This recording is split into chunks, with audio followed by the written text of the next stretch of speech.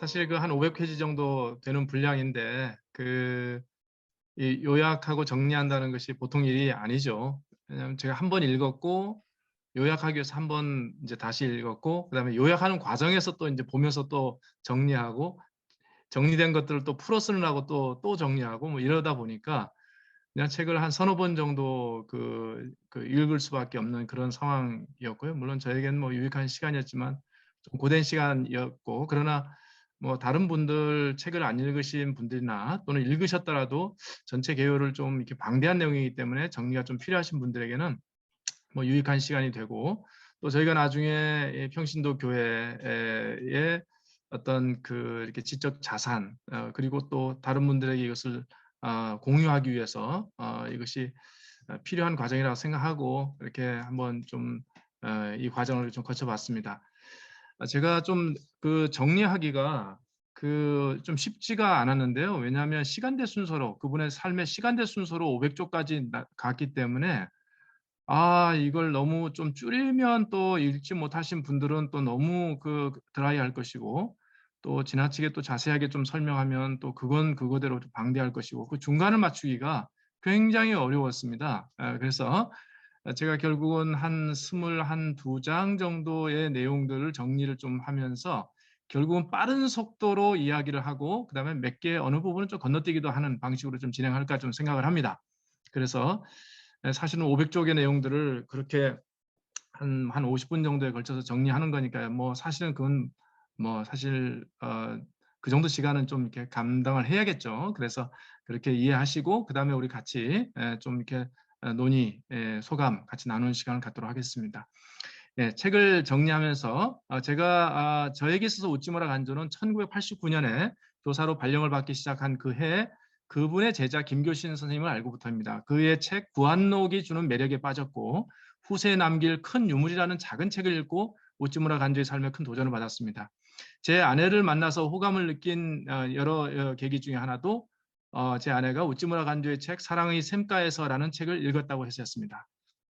나중에 그의 모든 저서와 글이 우찌무라 간조 전집 속에 담긴 것을 알았습니다. 그의 제자이자 일본의 제국주의 전쟁을 비판하다가 대학에서 쫓겨난 동경대 총장 야나에하라 다다오가 쓴 여러 성경 주석을 읽으면서 우찌무라가 미친 영향을 짐작하게 됐습니다. 그러나 그의 생애 전체를 양현애 교수님처럼 잘 정리한 책을 본 적이 없습니다. 양 교수님은 이 책 한 권으로 그의 학자적 역할을 다 한 셈이라고 말해도 좋을 듯합니다. 거의 500쪽에 해당되는 이 방대한 책을 요약하려고 꽤 고생을 했지만 책을 쓴 양 교수님만은 못할 것입니다. 저는 이분의 책이 한국 교회와 우리 평신도교회에 주는 메시지가 크다 생각해서 이것을 나누게 된 것을 기쁘게 생각하고요.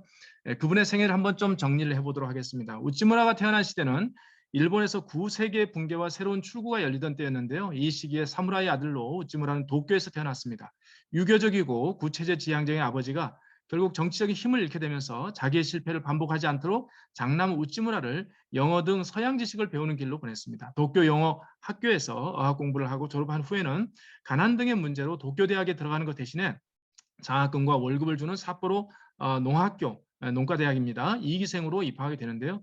여기서 그는 교장인 평신도 클라크를 만나서 교장 선생님입니다. 강력한 기독교 신앙의 영향을 받고 또 수업을 영어로 진행하면서 마음 깊이 있는 감정과 사고를 영어로밖에 표현할 수 없다고 말할 정도로 이 영어의 세계 속에 깊이 들어가게 됩니다. 클라크의 요구대로 그는 금주와 금연을 결심했지만 신앙의 서약은 주저했죠.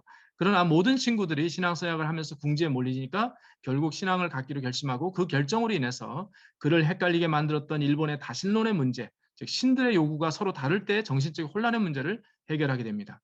그는 기독교인이 됨으로써 일본인 됨을 포기한 것이 아니라 일본을 사랑하기 때문에 기독교에 들어간 것이고 기독교야말로 일본을 구하고 새롭게 할 수 있는 유일한 힘이라고 확신했습니다. 1879년 7명의 친구들과 함께 감리교회 선교사 해리스에게 세례를 받습니다. 세례를 받음으로써 그는 무사의 아들로서 새로운 주군인 신의 하나님에 대한 충성을 다짐하고 그와 연결된 윤리적인 삶을 살기로 그렇게 집중합니다. 그러다가 후일 미국에서 윤리를 넘는 속죄의 본질적인 기독교를 체험하는 과정으로 가게 됩니다. 1879년 세례를 받은 후에 삿포로에 교회가 없어서 그는 삿포로 농과대학 내에서 교회를 조직하게 되었고 해리스가 지도자로 있던 감리교 소속이 되었습니다. 7명의 친구로 구성된 이 작은 평신도 교회에서 신앙과 우정을 쌓게 됩니다. 1881년 7월에 삿포로 농학교를 졸업한 후에 개척사 관리로서 월급을 받으면서 가족 부양의 책임을 감당하게 되는데요. 그 안에서 공무원들 부패를 목격하고 절망하다가 신앙생활에 열중하게 됩니다. 그러다가 삿포로 안에서 여러 다양한 구파 사람들과 만나서 하나의 교회를 구성하기로 계획하고 감리교회로부터 400달러를 빌려서 교당을 짓고 교파에 속하지 않는 독립교회를 이루기로 합니다. 삿포로 농과대학에 있던 교회 연장선으로서 우찌무라와 그의 친구들이 돌아가면서 설교를 맡게 되는데요. 이런 독립교회의 흐름을 싫어해서 감리교회가 빌린 돈을 갚으라고 요구하니까 그는 자립의 중요성을 강조하면서 자기의 옷을 저당 잡히는 등 각고의 노력 끝에 빚을 다 갚게 됩니다. 이 과정에서 그는 하나님에게만 의지하는 자는 자기 안에서 하나님의 섭리와 은총의 커다란 능력을 의식할 수 있기 때문에 인간적인 능력이나 원조에 의지하지 않고 자유독립의 인간으로 살 수 있다. 이렇게 판단합니다. 이렇게 오직 주님께만 의지하고 사람들로부터는 독립적인 신앙을 견지하는 소위 의례적 독립은 삿포로 교회의 실험 속에서 체득한 진리입니다. 이 과정에서 그에게 무교회주의가 싹트는데요. 직업적인 목사나 전도사 없이 평신도들이 번갈아 가면서 강단에서 설교하고 예배를 주관하게 되었고 형식이나 방법도 합의에 의해서 진행되었고 집회는 사도신경과 예수를 믿는 자들의 약속을 기초로 소박하고 간결하게 운영되었습니다. 그 후에 절친한 그 친구였던 미야베가 도쿄로 떠나고 기혼자들이 늘어나자 그들이 기대한 성도들 간의 교회가 그 교회 속에서 어려워지는 것을 보고 삿포로 교회가 이제 독립을 했으니 자기 역할이 마무리된 것으로 보고 그곳을 떠나 도쿄로 갑니다. 도쿄로 돌아와 보니까 어느덧 사회 전반적으로 기독교의 영향력이 높아지고 10년 내에 일본이 기독교 국가가 될 것이라는 전망이 커지면서 일부 지역에서는 오순절 사건과 유사한 기적들이 나타나는 것을 보았습니다. 그는 동료들과 떨어지면서 정서적 불안감이 커졌고 그 속에서 한 인테리 여성을 만나서 교제하고 결혼했지만 고부간의 갈등이 심해지면서 7개월의 짧은 결혼 생활은 끝이 납니다. 결혼의 파탄으로 심리적인 공백을 채우기 위해서 미국으로 갔는데요. 그곳에서 일본의 한계를 뛰어넘고자 경험과 지식을 습득하기로 한 것입니다. 미국에 가서 그는 결혼 과정을 둘러싸고 자신의 부족한 모습에 대해서 죄의식을 느끼게 되고 이 과정에서 1885년 에머스트 대학의 실리 총장을 만나서 속죄의 신앙에 대한 도전을 받은 후에 1886년 3월 8일 회심을 하게 됩니다. 그때 실리 총장은 그에게 인간 존재의 변혁은 인간의 도덕적인 훈련이나 행위에 의해 가능한 것이 아니라 십자가 위에서 너의 죄를 구속해 주시는 예수를 바라보는 것에 의한다. 이렇게 말하면서 우찌무라는 그에 납득하게 됩니다. 그리스도에 의하지 않으면 어떻게도 할 수 없는 에고이즘으로서의 죄의 자각에 도달한 후에 그는 새로운 기독교적인 실제 체험을 하게 되는 것입니다. 이 과정을 거쳐서 우찌무라는 하나님 외에는 어떤 것에도 무릎을 꿇지 않고 오직 그분께만 의지하고 모든 것으로부터 자립하는 인간이 될 수 있는 길을 알게 됩니다. 즉 의례적 독립이라고 할 삶의 방식을 얻게 됐다는 것인데요. 그는 귀국해서 복음을 전하고자 할 때 미국으로부터 후원금을 받으면서 전하면 복음을 돈과 연결짓는다고 의심을 받을 수 있는 것을 보고 아무 원조 없이 가난한 복음을 선택하기로 합니다. 미국에 있는 동안에 미국에 대한 환상이 깨지기도 하는데요. 미국은 청교도 국가지만 자본이라는 또 다른 복음이 장악한 이 두 가지에 섞여 있는 국가라는 것을 확인하게 됩니다. 그 속에서 현실의 미국과 이상적인 미국의 정신과 구별이 필요하다는 판단을 하게 되고 특히 미국의 현실을 보고 나서 그는 미국에 대한 일본의 열등감을 극복하게 되고 일본도 인류와 세계에 대해서 나름의 독특성과 사명이 있는 아름다운 나라라고 자각합니다. 이런 자각은 우리 대한민국 그리고 대한민국의 교회에도 좀 중요한 교훈이 있다고 좀 생각합니다. 그는 미국에 가서 예언서를 공부하면서 모든 나라가 하나님의 창조물이며 하나님은 각 나라의 역사의 예언자를 보내서 그들을 인도했고 사회 정치의 기본 덕을 가르쳐 주었다고 보았습니다. 동시에 진보 사관을 공부하면서 이것이 하나님 나라의 그 섭리 사관과 연결된다고 생각했습니다. 이런 낙관적인 진보적 역사관은 1차 세계대전에 미국이 참전한 후에 인류의 진보에 절망하고 재림 운동에 들어갈 때까지 계속 유지됩니다. 그는 에머스터 대학과 하드포트 신학교에 들어가면서도 목사 자격증을 따는 것은 거부하고 철저하게 평신도로 살아가게 됩니다. 막상 공부를 해보니까 신학 수업이란 게 실존적 진정성을 익히는 실험이 아니었고 미국 목회자 양성 과정이 일본 전도에는 유익하지 않았고 특히 신학교의 배금주의, 돈을 숭상하는 그런 어떤 철학을 혐오했습니다. 그래서 1888년 1월 신학교를 자퇴하고 4년 만에 일본으로 귀국하게 되었습니다. 그는 귀국한 후에 호쿠에츠 학관이라는 학교에 초빙되어서 교장으로서의 활동을 시작하는데 외국 전도부에 의존하지 않고 독립하는 문제, 편협한 기독교주의에 갇혀서 종교 안에서 속박당하는 문제, 애국심을 길러내지 못하는 것의 문제 등을 이유로 1년간 그 학교에 조건부 가계약 형태로 근무를 시작하지만 외국 선교사들과의 대립으로 4개월 만에 교장직을 사직하게 됩니다. 그래서 특히 외국 선교사로부터 일본 기독교가 독립할 필요성을 더 강하게 느낍니다.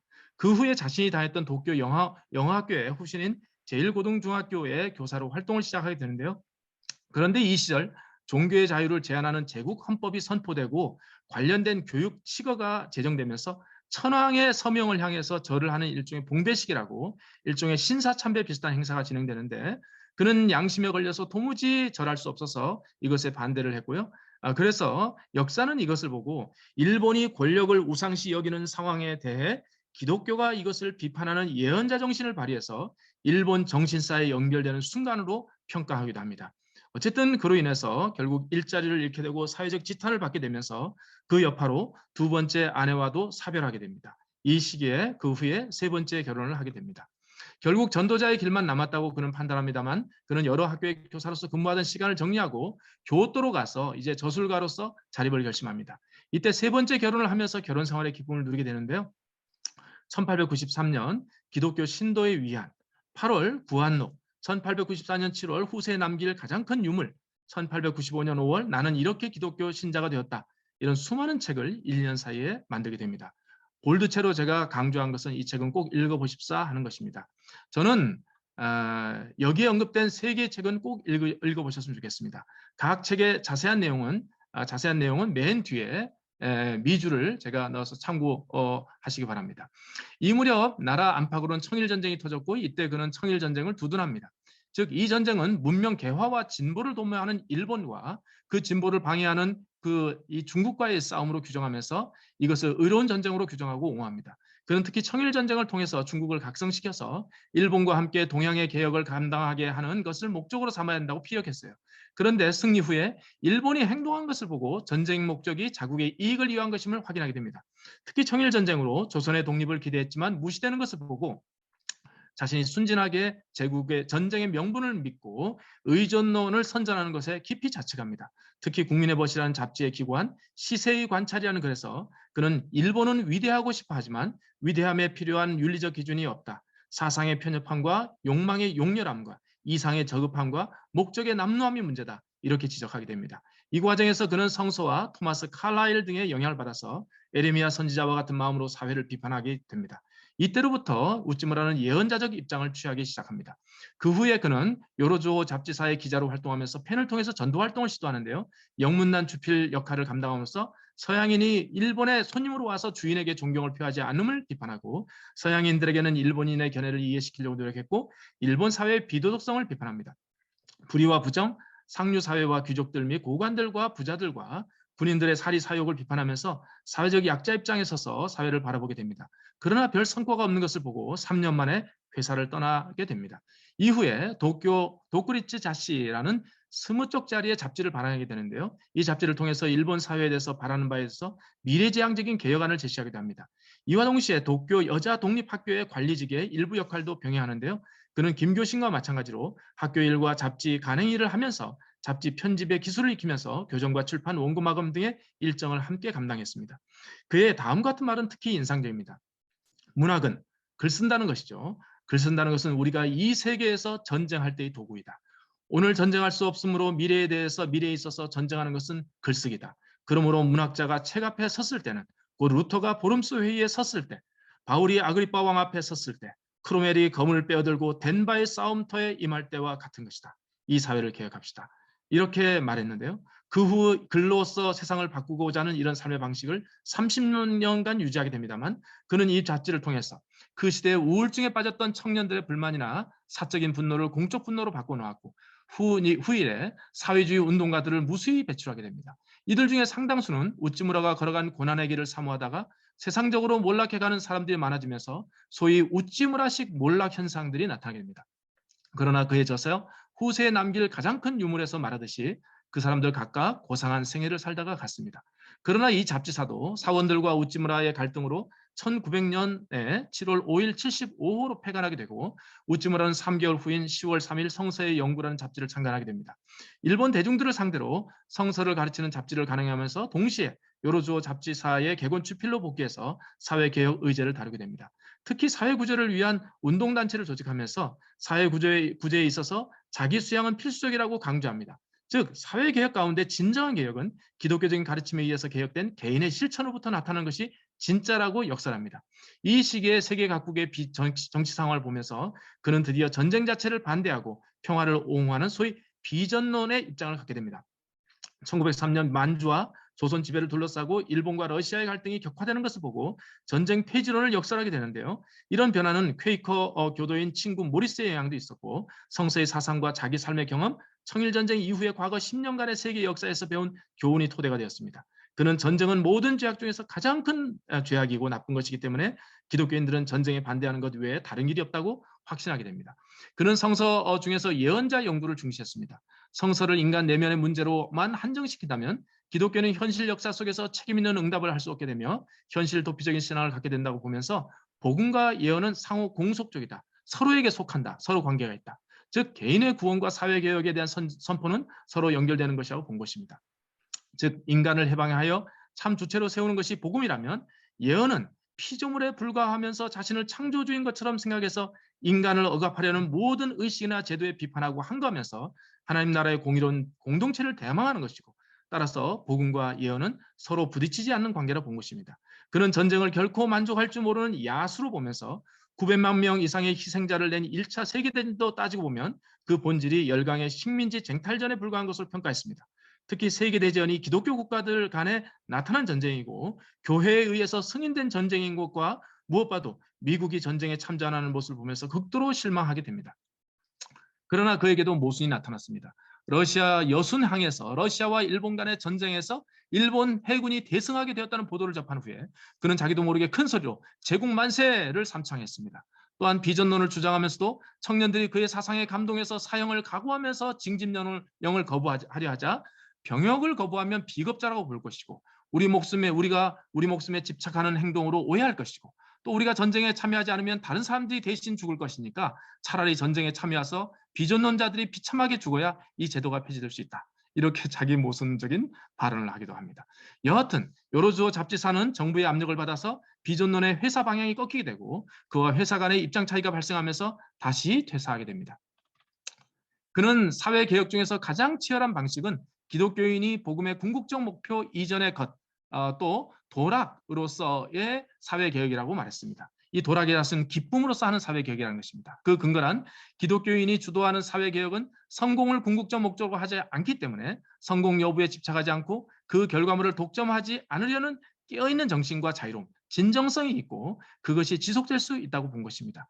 또한 기독교는 제도와 조직을 통한 사회 개량보다는 인간의 내적 개혁에 의한 사회를 개혁하라고 한다는 점에서 양자는 구분된다고 봤습니다. 그러나 저자인 양현애 교수는 이런 태도, 즉 인간 내면의 개혁과 제도 개혁을 양자택일로 보는 우찌무라 관점은 적절치 않다고 하면서 인간이 개혁되는 것만큼 사회가 개혁되는 것이고 사회가 개혁되는 것만큼 인간이 개혁되기 좋은 여건이 조성되는 것이라고 양자를 서로 다른 것으로 보는 것은 나이브한 사회개혁 관점이라고 비판했고 그 비판은 매우 타당하다 할 것입니다. 전쟁 반대 평화주의, 즉 비전론을 취하고 잡지사를 떠나면서 우찌무라는 이제 성서 연구에만 전념하게 됩니다. 성서의 연구 잡지를 만들 때 그는 외국 원조와 후원은 거절하고 독립을 아주 중시하게 됩니다. 이때 그는 일본의 가장 적절한 기독교를 무교회, 즉 교회가 없는 기독교라고 말하기 시작합니다. 1901년 3월에 무교회라는 잡지를 창간해서 1년 반 정도 잡지를 냈는데 창간 취지를 나처럼 갈 교회가 없는 자들이 교회 회원들이 서로 교제하는 것처럼 독자들이 자신의 경험을 서로 나눈 것이 있는 것으로 그렇게 설명합니다. 그는 1901년 여름 일요일마다 그의 자택에서 성서 연구를 운영해 왔습니다. 25명이 참여해서 기도하고 성구 말씀을 암송하고 강의를 하고 토론회 형식의 집회를 갖게 되었고 2년 후에 무교회라는 이름의 또 하나의 교회를 만든다는 세간의 시비를 의식해서 모임을 해산했지만 1904년에 재개합니다. 성서의 연구 독자 모임을 가지면서 입회 조건으로 1년간 기독교 삶을 살아보려고 노력하는 자 월 1회 일요일에 모여서 기도와 찬송, 감사, 안부를 묻고 신앙과 도덕, 자기 수양을 위해서 일요일을 보내고 매주 다른 사람을 돕기 위해서 헌금하는 자로 한정합니다. 그리고 이 취지에 공감하는 2사람 이상이 있으면 교회를 조직에 할 수 있게 했습니다. 그러면서도 다른 종교에 대해서는 관용의 태도를 보였고 전도를 언어의 전달이 아니라 정신을 쏟아붓는 행위, 자기 일을 비움으로 타인을 채우는 것이 전도라고 생각했습니다. 성서의 연구라는 잡지의 주된 관점은 3가지로 나뉘어집니다. 첫째, 기독교 사상과 관련해서인데요. 그는 애국주의적 기독교, 사회사업적 기독교, 철학적 기독교, 의례적인 기독교는 기독교에 대한 오해를 만들 뿐이고 기독교의 근본 핵심은 속죄 신앙에 의거한 자립하는 개인을 길러내는 일에 있다고 봤습니다. 즉 속죄 신앙은 신자들이 일상생활에서 하나님께만 의지해서 모든 인간적인 것으로부터 독립한 채 자유로운 주체로 선다는 소위 의례적 독립의 모습으로 귀결돼야 된다고 주장한 것입니다. 독립은 신도의 유일한 시험석이며 독립심이 없는 자는 신앙이 없는 자라고 본 것입니다. 즉 신자는 교회나 사회, 국가에 의지하지 않고 오직 하나님과 함께 하나님 앞에서 독립된 개인으로 서는 자여야 한다는 것입니다. 그가 말합니다. 세계의 개조의 실력은 한 사람의 영혼이 신의 영에 접속할 때 일어난다. 집회 또는 집회를 하면서 다수의 세력을 가지고 일을 하려고 하는 것은 성서적이지 않고 또한 기독교적이지도 않다. 내가 하나님과 함께 있어서 나 한 사람은 전 세계보다도 강하다. 이런 흐름의 반대에 선 사람, 즉 의례적 독립자의 반대를 그는 교회 조직 속에 살아가는 자, 즉 교회자로 규정한 것입니다. 즉 개개인의 신앙적 성숙보다는 교회의 존속을 우선시하면서 하게 되면 신자의 정신적 자립이 오히려 훼손된다고 본 것이죠. 그래서 신자들을 교회에 의지하게 하려는 모습을 그는 날카롭게 비판했습니다. 자립된 개인이야말로 예언의 삶을 사는 것이고 그래야 일본인의 영혼과 사회를 구할 수 있게 되는데 교회에 의존하면 그럴 수 없게 된다는 것입니다. 물론 그런 교회의 좋은 점도 그는 인정했고 다른 기독교인이나 그 교회 그룹과 기꺼이 협력하게 됐습니다. 그러나 신자들을 약화시키는 일본 교회의 새로운 종교개혁이 필요하다고 보았습니다. 이 점은 오늘날 한국 교회도 마찬가지고 우리가 평신도 교회를 시작하는 핵심 문제라고 할 것입니다. 둘째로 그의 성서관입니다. 그는 신앙에서 의식을 별로 중요하게 여기지 않았습니다. 속죄 체험을 통해서 하나님과 개인적 관계를 맺을 뿐 아니라 맺을 뿐이며 자신의 신앙 깊이는 의례적 독립의 정도에 대한 자신의 경험을 통해서 스스로 판단할 수 있다는 것입니다. 최고의 권위를 갖는 목회자, 성직자를 인정하지 않았고 성서를 공부하는 것이 가장 중요하다고 보았습니다. 그가 말합니다. 우리는 직접 하나님으로부터 듣지 않으면 안 된다. 우리의 진정한 교사는 이사야나 요한이나 바울이 아니고 하나님 그 자신이다. 우선 기도를 통해서 하나님과 직접 만나고 하나님의 말씀을 마음에 받지 않으면 우리는 성서가 즉 하나님의 말씀이라는 것을 이해하지 못한다. 우리는 성서보다도 더 높은 기준으로 성서를 해석해야 된다. 그러나 이 판단은 우리의 지식이 아니라 하나님으로부터 얻어야 되는 것이며 그것이야말로 우리가 직접 답을 얻을 수 있는 광명이다. 하나님은 성령으로 직접 우리 마음에 나타내고 성서를 통해서 스스로 나타내신다. 이렇게 그는 성경을 통해서 하나님과 신자가 직접 만나는 것의 중요성을 역설했으며 이 과정 속에서 해석의 빛을 주시는 성령님을 중시했습니다. 그는 독자들에게도 자신의 도덕적 실험을 통해서 성서의 진리를 아는 과정에 들어가도록 촉구하게 됐는데요. 그는 신앙을 일종의 실험이라고 보면서 자신의 실존적이고 종교적인 경험, 즉 실험을 통해서 신자는 하나님 말씀으로서의 성서의 진리를 이해하게 된다고 보았습니다. 또한 성서 해석과 관련해서 보수적 관점인 축자 영감설과 자유주의적 관점인 고등비평 어느 쪽에도 속하지 않았습니다. 그는 또한 각 사람들은 성서 안에서 자신에 대한 하나님의 뜻을 발견해낼 수 있다고 봤는데요. 루터는 개인이 성서를 기도 가운데 해석함으로 자신 스스로가 사제가 될 수 있다고 주장했는데 우찌무라도 기도 안에서 개인이 성서 해석을 결정할 수 있다고 강조했습니다. 개인에 의한 성서 해석이라는 강력한 전통과 연대해서 우찌무라는 기독교 해석을 정리했던 교회의 회의와 권위를 무시했고 판단의 기준은 성서 그 자체와 그것이 어떻게 신자의 경험에 적용될 수 있는가로만 초점을 맞춘 것입니다. 셋째로 일본 기독교인들과 사회에 대한 관점인데요. 그는 일본의 종교에 대해서 관용적 입장을 취했습니다. 그러면서도 그는 기독교 신앙만이 자기 자신의 존재 근거를 주고 동시에 신자를 애국자로 만든다고 보고 국가주의적 악에서 그를 지킬 수 있다고 보았습니다. 국가의 종교를 편입하지 않고 오히려 국가에 대한 하나님의 계획에 자기 나라를 협력시키는 자, 즉 예언자가 참된 애국자라고 봤던 것입니다. 애국을 예언자에게 배운 나라는 구제되고 국민은 정화된다고 봤던 것입니다. 그는 속죄 체험을 통한 의례적 독립, 즉 하나님만 의지하고 모든 것으로부터 자립한 예언자야말로 삶이야말로 신자들을 사회적 제약으로부터 해방시키면서 나라의 과거를 부정하지 않으면서 사회를 개혁할 수 있다고 봤던 것입니다. 그가 이상적으로 생각한 국가상은 달가스의 덴마크로서 대국주의보다는 소국주의를 선호했고 국제 침략보다는 농업 입국을 통해서 국내 사회 개발을 우선시했고 군사력이나 경제력이 아니라 인격을 존중하고 개인됨을 확립하고 국민의 정신을 보편적 가치에 열리도록 길러내는 것만 국민을 살리는 것이라고 봤습니다. 그가 주장한 두 개의 제2사상, 즉 예술을 사랑하고 일본을 사랑한다. 예술을 사랑하고 민족을 사랑한다. 이 두 가지 이 관점은 동시에 모든 일본인들에게 영향을 미치는 일본과 서양 관계에 대한 경계심을 배경으로 합니다. 즉 일본에게 있어서 서양은 늘 위협과 동시에 자극의 원천이었습니다. 자칫하면 그들을 숭배할 수도 있고 또 그 반발로 일본의 과거로 복귀할 수도 있는데 그렇게 하지 않고 기독교 신앙에 근거해서 자신의 문화적 전통을 창조적으로 개성하면서 동시에 서양으로부터 친구로 존경과 형제로 대접받기를 원한 것입니다. 그는 성서의 연구에 전념하다가 1918년 2월 성서의 예언적 연구 연설회를 개최해서 재림 강연의 운동을 시작했습니다. 사랑하는 딸 루치코가 죽었는데 그 당시 이 개인적 계기도 있었고 거시적으로는 제1차 세계대전의 반발과 또 발발과 미국의 참전 그리고 진화론의 파탄도 큰 계기였습니다. 그전까지 그는 서구 중심의 유신론적인 진보 사관을 가지고 있었지만 그 사관으로 설명되지 않는 역사적 현실을 보게 된 것입니다.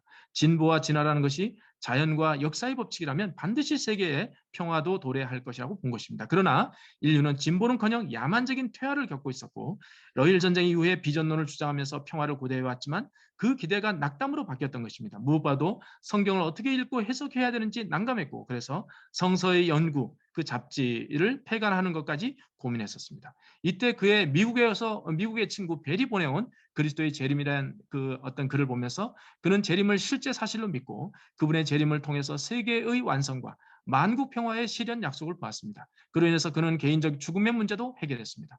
죽음은 신자에게 임하는 일시적인 이름을 깨닫고 위로를 얻었습니다. 여기에 영국이 1917년 발포 선언을 통해서 시온주의자들에게 팔레스타인에 복귀해서 이스라엘을 민족을 세우는 것, 국가를 세우는 것을 결정하자 이것을 재림 예고의 징후로 받아들였습니다. 평화는 영원히 불가능할 것이라는 절망은 사라지고 자신과 인간의 노력으로 그 평화를 완성해야 된다는 중압감도 벗어나는 그는 구원의 감격을 경험했습니다. 다른 이들에게도 이 재림 신앙의 필요를 자각해서 나서기 시작한 것입니다. 그는 재림 후에 나타날 인간의 생명체는 현재 인간 생명의 점진적인 성장이 아니라 현재와 완전히 다른 단절로 보았습니다. 또한 재림의 궁극적 목적은 심판이 아니라 역사 속에서 나타나는 하나님 나라의 완성으로 보게 됐습니다. 재림에는 최후의 심판이 오지만 그것은 목적에 도달하는 예비 과정이며 나아가 인간에 대한 위로라는 것입니다. 즉 예수께서 재림하실 때 우리의 수고가 비록 불완전하다 할지라도 이 땅에서 그를 믿는 그 믿음의 근거에서 힘써 수고하며 살아온 삶에 대해서 그분이 칭찬하실 것이고 그래서 우리에게 위로가 된다는 것입니다. 여기에 그는 만인 구원설까지 주장했는데요. 이는 사람들이 예수를 믿던 믿지 않던 다들 재림 후에는 구원을 얻는다는 다소 파격적인 선언입니다.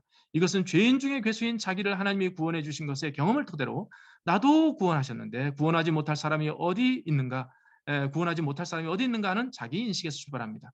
물론 그도 최후 심판은 인정합니다. 그러나 그 심판은 구원의 부수적인 것이니까 목적은 아니고 재림의 날에 누군가가 구원해서 배제되는 것을 상상할 수 없고 그리스도의 재림 목적은 하나님이 성령을 가지고 이미 역사 속에서 시작한 일을 완성해서 완전한 인간 사회와 만물의 완성을 실현하는 것을 보았습니다. 따라서 재림은 무섭고 두려워한 일이 아니라 찬미 감사한 일이었습니다. 또한 재림신앙은 기독교 도덕의 원동력이 될 수 있는데 주님이 오신다는 재림신앙을 붙들을 때 신자는 암흑의 한복판에서도 천년이 결코 늦지 않고 만년도 견딜 수 없는 것이 아니다. 주는 반드시 온다. 그러므로 우리들은 모든 고난을 이기고 무덤에 임해도 실망하지 않고 불굴의 희망을 유지할 수 있다. 이렇게 보았습니다. 그의 재림신앙은 두 가지인데요. 하나는 만인 구원설이 핵심이고 두 번째로 재림의 희망을 기독교 윤리의 기초로 세우는 것입니다. 그런데 당시에 많은 기독교 이론가들이 재림을 내적인 사건으로 또 열광주의적인 방식으로 이해하는 것을 보고 그는 십자가에 의한 속죄신앙의 방향이 부활신앙과 재림신앙으로 나가야 하며 그 반대편으로 가면 재림광을 만들어낸다고 봤습니다. 그는 재림운동과 관련해서 십자가 위에서 속죄를 실험하지 않는 사람들과 재림을 논하는 것이 위험하다고 생각해서 그 후에 이제 이것을 그만두게 됩니다. 그런데 그의 재림신앙은 현실 도피나 숙명론적 미신과는 달랐습니다. 오히려 역사의 한복판에서 종말론적 희망에 의거해서 궁극 이전의 자유로움을 가지고 역사의 완성에 봉사할 책임을 감당하려고 하는 적극적인 믿음의 표현이었습니다. 즉 그의 재림신앙은 종말론적 희망에 근거한 현실 비판이자 대한모색의 원동력이었던 것입니다. 그 후에 그는 기독교계를 개혁할 필요를 강하게 느끼고 그는 강연을 통해서 기독교 본질에서 어긋난 기독교 불가지런 지도자들을 비판하기 시작했습니다. 59세부터 63세까지 4년간 성경 관련된 강연을 하던 이 시기를 그는 자기 인생, 자기 생의 절정기라고 말했습니다. 그는 성경 66권의 거의 전부를 해석했는데 그의 성서 주석의 출발은 인간 예수를 이해하는 것이었습니다. 즉 학문적인 방법을 동원한 성서 연구를 지지하거나 반대하지도 않았고 성서 특정한 부분으로부터 현대인의 생활에 관련된 의의를 도출해내는 성서 텍스트 주해를 주로 선택했습니다. 그는 세속적 학문의 자료를 참고하지 않았고 성서 그 자체가 개인 생활의 안내서로 충분하다고 하는 생각을 가졌는데요. 또한 성서 언어의 진리는 각자의 생활과 관련해서 증명된다고 보고 자신과 독자를 성서 등장인물의 입장에 세우고 모든 시대 모든 사람이 같은 반응을 한다는 전제에서 그 인물이 어떻게 느꼈는가를 생각하게 했습니다. 말년에 우찌무라의 삶은 평온했습니다. 일본 사회도 평온했습니다. 몇 가지 작은 문제들이 있었지만 그의 삶을 다 쏟아부어야 될 과제는 아니었습니다. 대신 후계자 문제는 심각했습니다. 여러 후계자 후보들이 있었지만 그는 자기가 세례받는 것을 기념하는 50주년을 축하하는 모임에서 내가 죽은 후에 결코 우찌무라 교회를 만들지 마라. 치카모도 아제가미 이시하라와 중에서 누가 원조인가로 싸워서도 안 된다. 나는 그것을 어떤 방법을 통해서라도 깨부실 것이다. 라고 경고했습니다. 그는 그의 제자 치카모토와 특히 의견을 달리했는데 치카모토는 교회와 사생결단을 감수하면서 싸움을 걸고 무교회주의를 더 철저하게 발전시키려고 하는 제자였습니다. 우찌무라는 이것에 반대하면서 30년 전과는 달리 지금의 일본 교회와 생사를 걸고 싸울 때가 아니다. 이제는 그들의 친구가 되어서 교회를 이끌어줘야 될 때라고 말했습니다. 이 점은 우리에게도 주는 메시지가 있다 할 것입니다. 무교회주의와 교회와의 관계는 우리에게도 중요하기 때문에 그의 글을 인용합니다. 무교회주의는 나의 신앙이다. 내가 무교회 신자인 것은 혹자가 감리교회 신자이고 침례교회 신자이고 혹은 성공회 신자이고 어떤 사람은 회중교회 신자인 것과 마찬가지다. 이것은 나의 편의에 따라서 나의 성질에 맞게 나의 신앙을 도와주는 주의이기 때문이다. 나는 모든 사람이 나와 같이 무교회 신자가 되지 않으면 안 된다고 믿지 않는다. 나의 무교회주의가 나를 구원한다고 생각하지도 않는다.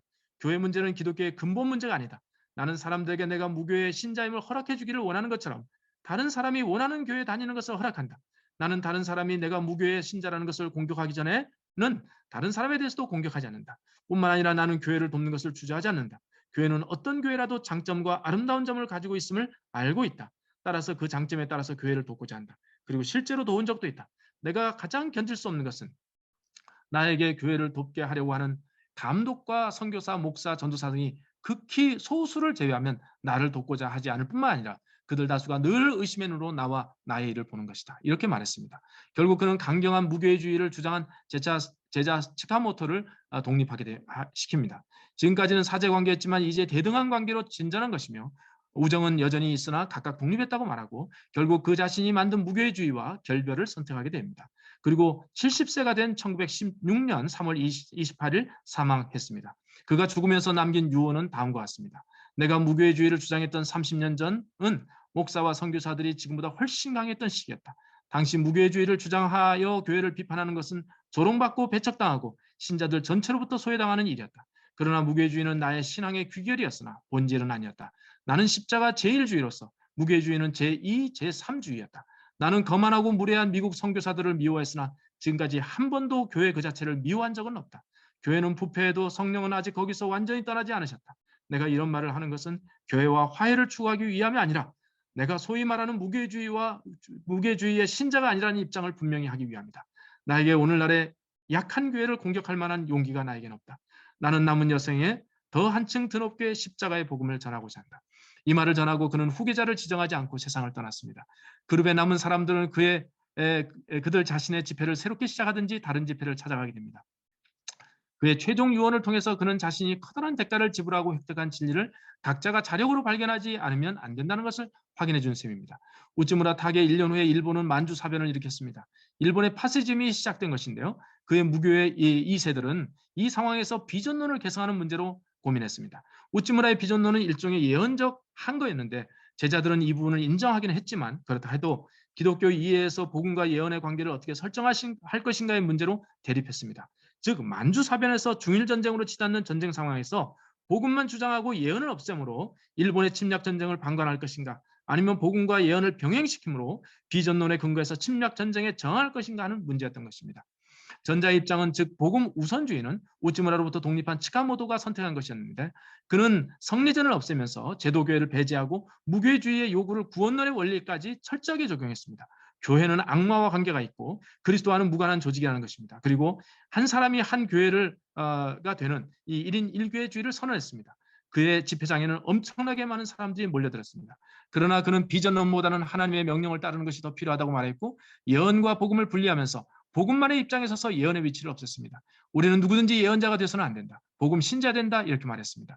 나중에 구약 성서는 성서가 아니다 이렇게까지 말했습니다. 그러면서 전쟁 문제에 대해서는 침묵을 지키다가 사상 통제가 강화되면서 전쟁 협력의 입장으로 변하더니 태평양 전쟁 때는 전승의 기쁨을 드러내게 됐습니다. 우찌무라는 일본인으로서의 주체성을 가지면서 기독교 고유의 규범과 초월성을 강하게 견제했는데 그 이유는 그의 기독교가 복음만의 한 축이 아니라 복음과 예언의 두 축을 가지고 움직이기 때문이었습니다. 복음과 더불어 예언이 있으므로 자신과 자신이 처한 역사적 현실에 대한 비판적인 성찰과 자기 정화가 가능하다고 보았던 것입니다. 그런데 치카모토가 우찌무라가 강조한 예언의 위치를 없애니까 침략 전쟁을 정당화하는 입장을 가질 수밖에 없었습니다. 이는 예언이 사라진 오늘날의 한국 교회에 주는 의미도 크다 할 것입니다. 이것에 반대되는 입장, 가장 우찌무라의 입장과 유사한 편의 선분이 야나이하라 다다오입니다. 동경대에서 공부하고 대학 내 성서연구회를 만들었으며 반전운동으로 교수직을 잃었다가 나중에 종전 후에 동경대 총장이 되기도 했던 분입니다. 그는 우찌무라의 복음과 예언의 공속성을 더욱더 강조했는데요. 복음은 구약의 예언의 성취지만 동시에 그것은 그리스도의 재림과 하나님 나라의 완성이라는 새로운 예언을 포함한다고 보았던 것입니다. 신약에서 예언은 무용화된 것이 아니라 복음 안에서 보다 확실하게 생생하게 표현된 것이고 하나님 나라는 명백하게 사회적 개념이기 때문에 복음을 단순히 개인적 구원의 측면에서만 이해하면서 그의 사회성의 측면을 도외시하면 기독교를 무력화시키는 것이라고 봤습니다. 기독교인들은 자신의 죄에 대해서뿐만 아니라 현세의 죄의 전체적인 구조에 대해서 즉 역사와 사회 안에서 죄의 전 구조를 파악하고 이에 대항하는 싸움에 연대하며 종말론적인 하나님 나라의 실현을 추구하는 존재로 봤습니다. 그리고 역사와 사회 안의 죄의 전 구조를 파악하기 위해서 사회과학적인 방법론을 적극적으로 활용할 필요가 있다고 봤던 것입니다. 오늘날 일본의 무교회주의는 현재 3, 4대까지 이어지고 있습니다. 전국적인 사무국이 없으며 고유한 건물과 재산과 기금도 없습니다. 공통적 유대는 1년에 한 번 우찌무라가 죽은 그 사망일 기념 강연의 정도입니다. 그들은 일본 국민을 기독교화하는 데 궁극적 목적을 두고 있고 각각 경제적으로 자유롭고 독립적인 형태로 활동합니다. 신자들은 약 10만 명 정도로 추산되고 일본 개신교 전체 인원의 20%에 해당됩니다. 안수받은 목사를 두지 않고 집회는 평신도 지도자들이 끌고 갑니다.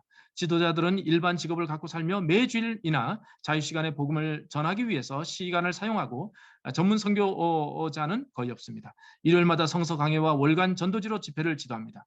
집회 장소는 임대한 공간, 개인집, 대학이나 공장 정도입니다. 이런 것을 보면 우리 평신도 교회와 참 유사하다 생각이 들고요. 우찌무라는 교회에서 성직자, 예전 신조 등의 교회 조직에 속하는 것이 구원을 얻는 데 불가하다고 주장하지만 그것은 신약 성서에서 말하는 교회가 아니고 진정한 교회란 두세 사람이 그리스도 이름으로 모이고 그 한가운데 그리스도가 계시는 영적인 단체를 말하고 그리스도와 살아있는 친교를 통해서 생활해서 그리스도와 결합되어 있는 사람들이 그리스도에 의해서 불러 모아진 모임이라고 봤습니다. 또 머리를 그리스도로 두고 구성원 각자의 자유와 독립 그리고 평등에 대한 신뢰의 근거를 둔 정신적 공동체가 교회라는 것입니다. 따라서 조직화나 제도화가 불가능한 단체였습니다. 특히 우찌무라는 마태복음 16장 18절을 근거로 규칙이나 법률에 의하지 않고 사랑의 신앙을 기초로 가정과 유사한 신앙인의 형제적 단체를 교회로 봤던 것입니다.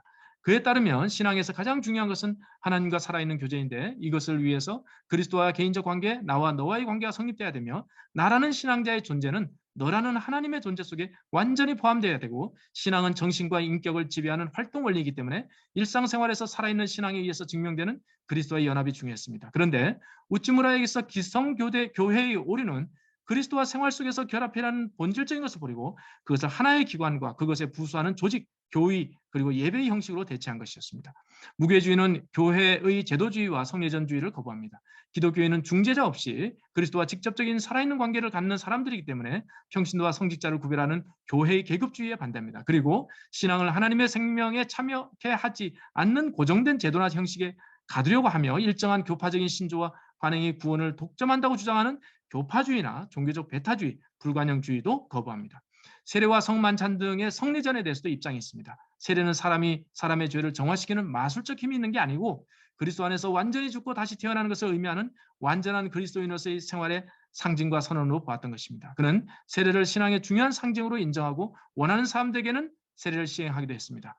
그러나 이것을 구원의 필수 요소라고 주장하는 성례전주의에 대해서는 의식이 사람의 영혼을 구원할 힘이 없다 이러면서 반대했습니다. 성만찬도 구약의 유월절을 대신하는 신약적 의식이 아니라 그리스도가 자신의 살과 피가 될 정도로 진실로 믿어야 함을 말하는 상징으로 봤던 것입니다. 또한 그의 신앙으로 기독교인들이 함께 하나의 형제자매 됨을 상징했습니다. 이런 성례전을 교회의 외적 행사로 보면서 구원의 조건으로 삼아서는 안 된다는 것으로 봤던 것입니다. 그에게 있어서 이토록 신앙과 생활을 결합시키는 정신적 중심과 힘은 성서 연구였습니다. 무교회에서는 성서가 기독교 생활의 중심으로 받아들여지고 있습니다. 우찌무라 간주는 주일 집회를 성서 연구회라고 명명했는데 그 이유는 그 집회가 다른 형태의 교회가 될 것을 우려했기 때문이기도 했지만 보다 근본적인 이유는 성서 연구야말로 신자 혹은 교회가 초대 기독교회의 신앙적 현실로 되돌아가 그리스도와 살아있는 만남을 가지기 위한 유일한 방법으로 보았기 때문입니다. 그들은 하나님의 뜻을 이해하려고 하나님과 대화하는 1:1 관계에 들어가는 것을 성서 속에서 찾았습니다. 성서의 자기 증언의 능력을 믿으며 무교인들은 성서를 자유로운 입장에서 학문적으로 분석하기도 했습니다. 그래서 이 자유롭게 열려진 정신에 의해서 이 운동은 열광주의에 빠지지 않았습니다. 또한 과도한 개인주의적인 성서 해석의 위험에서 벗어나고자 리더의 지휘 아래 성서를 무교의 집회 안에서 다른 신앙적 동료들과 함께 읽었습니다. 우찌무라는 16세기 종교개혁운동은 저지된 운동이라면서 카톨릭주의로 되돌아갔다고 비판했습니다. 그래서 재개혁을 요구하며 그래서 무교의 운동을 제2의 종교개혁이라고 생각했던 것입니다. 우찌무라는 기성교회와의 관계 속에서도 교회를 파괴하지 않으려 했습니다. 기존 교회의 자유와 평화를 방해하면 안 되고 무교회 운동을 교회 안에서 주장해서는 안 된다고 충고했습니다. 무교회 운동은 기성교회와 정면에서 경쟁하고 대립하려는 안티테제가 아니기 때문입니다. 오히려 무교회는 인간의 구원이 율법의 업적에 의하지 않고 그리스도에 대한 신앙에 의한다는 신앙적 귀결로 생겨난 것이었습니다. 그런데 무교회가 기성교회와 그 예전을 부정하면서 부정 그 자체를 고정된 형식으로 절대화하고 자기 자신을 순수한 교회로 정당화하면 스스로도 교회주의의 정통성의 주장과 같은 오류에 빠진다는 것입니다. 따라서 그는 하나님께만 의지하고 인간적인 모든 것으로부터 독립하는 신앙이야말로 1차적인 것이고 무교회주의는 2차, 3차적인 것이라는 것입니다. 그에게 교회는 폐지가 아니라 개혁의 대상이었습니다. 우찌무라 간조와 조선의 관계를 설명하도록 하겠습니다. 조선인과 우정동으로 인해서 그는 우리나라에 대한 관심이 많았습니다. 조선 기독교의 대각성 운동을 전해 듣고 저 행복한 조선이여 너는 지금 정치적 자유와 독립을 잃었지만 그 심령적 자유와 독립을 얻었구나. 하나님은 군대와 군함을 너희에게 주지 않았지만 그보다 강력한 성령을 주셨구나. 이렇게 말하기도 했습니다. 2년 후 이토 히로부미 암살 사태를 보면서 조선국과 일본국 동양 평화의 꿈이라는 글을 썼습니다. 1915년 5월 30일 도쿄 조선 기독교 청년회에서 초청받아서 내 친구는 같은 나라 국민들이 아니라 신앙을 함께하는 자, 신앙의 목적을 함께하는 자, 그들의 친구이고 형제이다라고 표현하게 됐습니다. 그럼에도 불구하고 조선 문제를 이해하는 데서 그는 한계를 보였습니다. 관동 대지진으로 인한 조선인 학살에 침묵했고 우리를 영국의 스코틀랜드와 같이 되는 것을 선호했습니다. 이런 식민지 문제에 대한 둔감성은 일본에 대한 애착과 서구 중심의 진보 사관의 한계였습니다. 조선은 중국과 더불어 퇴행적인 문명의 대명사였고 이것은 극복의 대상이었다고 본 것이죠. 그러나 그는 조선인 제자들과 조선 기독교에 대해서 적지 않은 기대를 보였습니다. 생애 대사업인 로마서 강연 후에 청중들 가운데 감사를 표현한 자는 단지 4명뿐이었고 그중에 한 명이 김교신 선생이었습니다. 그것을 밝혔습니다. 신앙의 일에 있어서는 전체적으로 조선인이 일본인보다 위에 있다고 말하면서 나의 신앙이 조선인들 중에서 뿌리를 내려 세월이 지난 후에 일본에 전해질 것이다라고 평가하기도 했습니다. 그의 조선인 제자로서는 함석헌, 송두영, 정상훈, 유석동, 양인성, 김교신 등이 있는데 우찌무라의 조선관의 한계에 대해서 김교신은 이집트의 애국자에게 유태의 연계까지 걱정시키려니까 문제도 일어나는 것이다. 이러면서 그가 일본을 사랑하는 방법으로 우리도 조선을 사랑하는 것이 자기 사명으로 인식하는 주체적 수용 태도를 보였습니다. 김교신은 일본의 무교의 2세대의 리더들과도 활발한 활동을 했습니다. 우찌무라의 무교회론을 가장 잘 이어받은 자는 이토에 이어서 야나이하라 다다오 교수라면서 복음과 예언을 병행시키려는 입장이 우찌무라의 무교회를 진정 계승한 자라 평가했습니다. 평화 시절에는 예언자로 대접받아도 거부하지 않다가 비상시국을 당한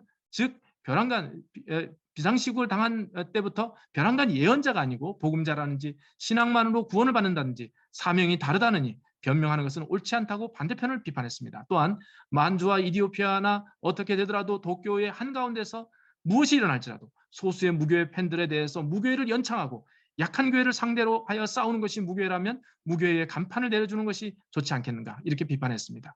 그는 야나이하라 다다오를 조선으로 초대해서 1940년 9월 9일 로마서 강연회를 진행하는 등 서로 깊은 유대 관계를 맺어왔습니다. 자, 이제부터는 제가 적용하는 이야기들을 한 10분 정도 하고 마무리하도록 하겠습니다. 동서양을 막론하고 우찌무라가 남긴 신앙의 유산은 귀하다고 생각합니다. 그의 신앙을 요약하라면 딱 세 가지입니다. 하나는 십자가의 복음과 속죄의 신앙이고, 둘째는 세상의 고통에 대한 예언자적인 선포이고, 셋째는 성직주의에 대한 비판에 기초한 무게주의입니다. 첫째로 십자가 복음과 속죄의 신앙이란 일상적인 삶 속에서 신앙을 경험하고 실험하는 과정인데, 일상생활 속에서 속죄의 신앙과 그리스도의 은총을 경험하며 말씀의 신비가 나를 통과하면서 살아남는 것을 강조합니다. 우찌무라에게서 이 부분이 생명처럼 중요하듯이 우리도 마찬가지일 것입니다. 교인으로서 수십 년 동안 살아왔는데 예수를 믿어 얻게 되는 신앙의 신비를 알지도 못하고 누군가 대신 전해준 말씀, 집단적인 예전의 문화 속에서 묻어가며 자기 영혼의 문제를 풀지 못하고 그리스도를 만나는 삶을 살지 않으려 한다면 우리는 우찌무라가 강조한 이 지점을 깊이 생각해야 될 것입니다. 일상생활과 자기 영혼 속에서 속죄의 신앙을 경험한다 할 때 자기 주체성에 대한 강한 인식이 전제됩니다. 자기의 주체성을 의식한다는 것은 하나님 외에 다른 누군가에게도 의존하지 않는 것을 의미하는데 교회 생활 속에서는 목회자에게 의존하지 않고 스스로 말씀을 이해하고 그리스도를 직접적으로 만날 수 있는 입장이 하나인 것이고, 두 번째는 현실 속에서는 일본이 따라하고 모방하려고 하는 서구 속에서 일본의 독립성과 주체성을 찾고자 하는 입장입니다. 우리의 경우는 그가 말한 신앙의 주체성 문제에서 고려할 점은 목회자에 대한 의존의 문제입니다. 한국의 교권주의 병폐가 심하긴 하지만 그것은 대형교회 중심이고 작은 교회 목회자들은 교권주의가 그리 강하지 않습니다. 교회 안팎으로 엄청난 권력을 갖고 있기는커녕 오히려 대형교회 목회자로부터 소외당하고 신자들에 의해서는 고용된 신분으로서 비루함마저 느끼는 경우가 적지 않을 것입니다. 그러나 그 작은 교회 목회자조차도 극복하지 못하는 것이 하나 있는데, 그것은 바로 신자들을 말씀 앞에 주체적인 존재로 길러내는 지도자 역할에 대한 인식 부족의 문제입니다. 그분들 중에 적지 않은 분들은 홀로 영적 세계에 많은 것을 맡았다고 생각한 나머지 그 세계 속에서 평신도들의 주체적 위치와 역할을 생각하지 못합니다. 그래서 평신도들이 그 경계를 넘을 경우에 깜짝 놀라고 경계하면서 권위적 교권주의 관점과는 다른 측면에서 이것을 비판합니다. 신자들 또한 성경에 대한 해석, 그리스도 앞에서 고토하며 살아야 할 믿음의 씨름에 자기 몫을 목회자에게 떠넘겨버리면서 예수에 대한 믿음과 삶의 투쟁을 소홀히 합니다.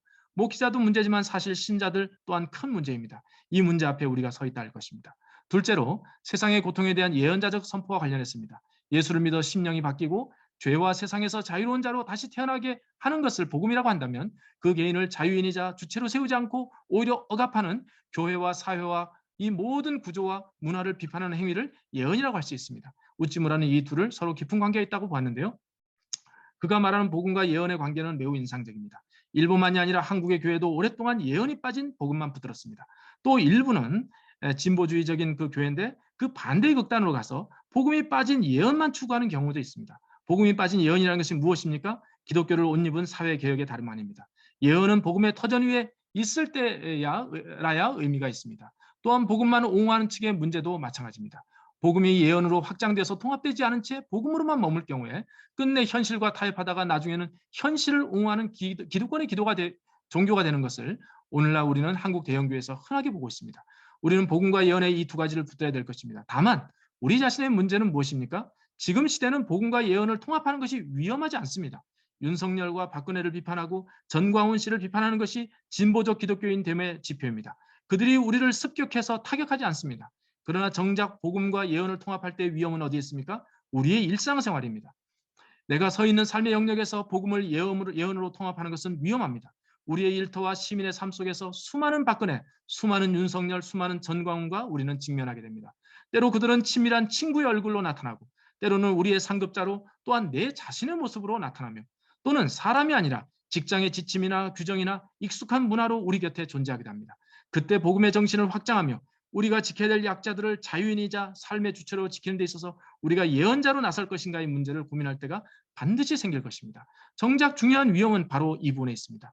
내 일상이 보호막 없이 곧바로 고된 삶에 노출되거나 좋은 사람이라는 평판을 잃고 고립되는 위기에 빠질 수 있으니까요. 그러고도 복음과 예언을 통합하는 삶을 살 것인가, 그 고민을 해야 우리는 우찌무라가 복음과 예언의 공속적 관계를 믿을 때의 위험을 조금 실감하고 이 문제를 풀어갈 수 있을 것입니다. 셋째, 성직주의에 대한 성직주의에 대한 비판에 기초한 무교회주의와의 관련된 부분입니다. 그가 교회 내 예전 중심 성직주의를 비판하고 교회를 개혁하고자 한 것은 사실이지만 교회의 존재를 부정한 것은 아니라는 점을 유의해야 됩니다. 조직으로서의 교회를 부정하기는커녕 그는 교회를 존중했고 교회의 장점을 인정했고 양심적 목회자들과 교류했고 일본 사회에서 기독교 교회가 약화되는 것을 보면서 제자 치카모토처럼 모질게 비판하기를 삼간 채 오히려 현실 교회를 도와야 한다는 입장에 섰습니다. 임종할 때는 그가 지켜왔던 무교회주의를 떠나면서 오직 예수 그리스도의 십자가에 의한 속죄 신앙과 예언자적인 복음만 붙들며 살기로 합니다. 무엇보다도 우찌무라는 평생에 걸친 진정한 교회를 이루기 위해서 모진 수고를 감당했습니다. 주일날마다 개최한 성경 연구회의 활동은 사실상 교회 그 자체였습니다. 숨막힐 만한 형식과 조직의 액세서리를 거두어버리고 오직 성경 말씀의 탐구와 신자들 간의 친밀한 가족적 공동체 그리고 이웃을 위해서 사용하는 헌금 그것만 남긴 교회 그것을 추구한 것입니다. 삿포로 농학교 시절에 대학 내 교회도 그렇고 삿포로 지역 독립교회 때도 그렇고 그는 일평생 참된 교회 초대교회 본질이 무엇인가 그 하나를 붙들고 실험해 오면서 달려온 생애를 할 것입니다. 그것은 제자 김교신에게도 이어졌습니다. 김교신과 우찌무라 의의 중요한 사상이라 말하는 무교회 운동을 말할 때 저는 처음에 그들의 기독교적 사회개혁과는 동의했지만 교회로는 비판했습니다.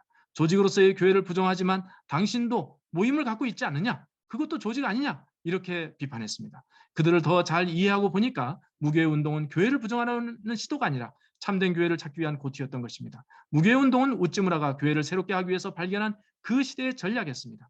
그렇기에 저는 우찌무라나 김교신 선생이 오늘날 우리 평신도 교회 운동을 본다면 자신들의 무교회주의 운동과 다를 바 없다며 환영할 것이라고 저는 확신합니다.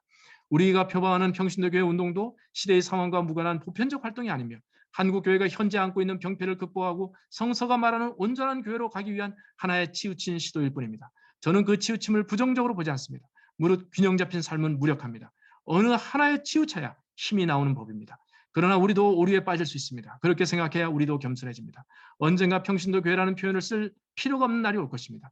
1517년 종교개혁의 진정한 정신이란 개신교회는 사제에 속하는 성직자가 더 이상 없으며 모두가 목회자조차도 평신도라는 것을 누구나 믿으며 서로 목회자와 평신도를 구별할 수 있다 하더라도 평신도들 스스로가 누군가에게 의지하지 않고 주체적으로 말씀을 깨닫고 사는 것이지 그렇게 우리의 수고를 통해서 일반적인 교회와 신자들이 그 점을 인식하는 날이 오는 순간 우리의 목표가 달성돼서 또 다른 길로 우리는 들어서게 될 것입니다. 모쪼록 우리는 교회를 부정하지 않고 새롭게 하고자 하는 것입니다.